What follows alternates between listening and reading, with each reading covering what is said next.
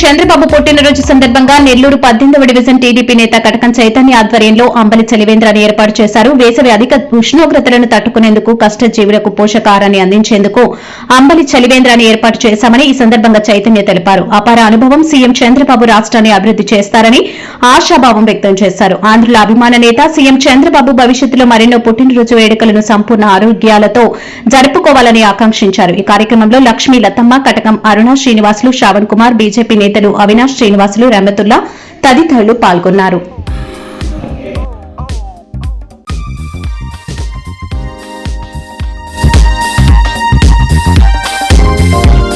అందరికీ నమస్కారం.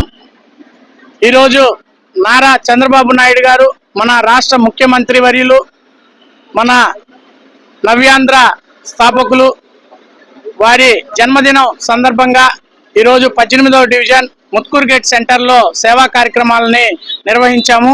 దానిలో భాగంగా ఎంతోమంది రోడ్లపై పాదచారులకు, ఆటో కార్మికులకు, రోజువారీ కూలీ చేసుకునే కార్మికులకు ఈరోజు అంబలి వితరణ చేయడం జరిగింది.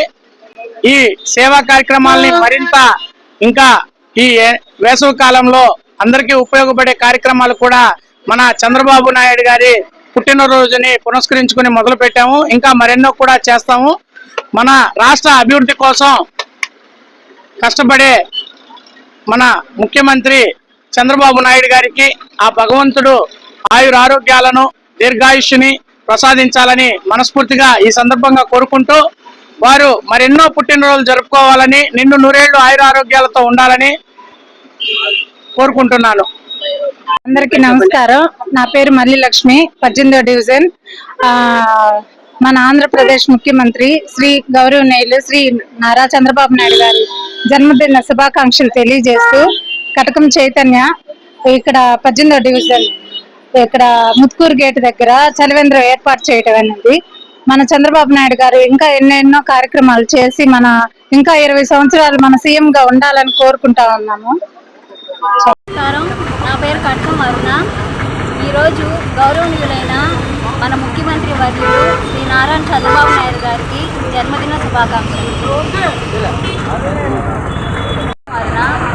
ఈరోజు మన ఆంధ్రప్రదేశ్ ముఖ్యమంత్రి వర్యులు శ్రీ నారా చంద్రబాబు నాయుడు గారి పుట్టినరోజు సందర్భంగా మన 18వ డివిజన్ ముత్కూర్ గేట్ సెంటర్లోని సర్వేపల్లి కాలువకట్ట దగ్గర ఈ చలివేంద్రాన్ని ఏర్పాటు చేయడం జరిగింది. మరెన్నో వీడియోల కోసం మా ఛానల్ ని సబ్స్క్రైబ్ చేసుకుని పక్కనే ఉన్న బెల్ ఐకాన్ ని క్లిక్ చేసి యాక్టివేట్ చేసుకోండి.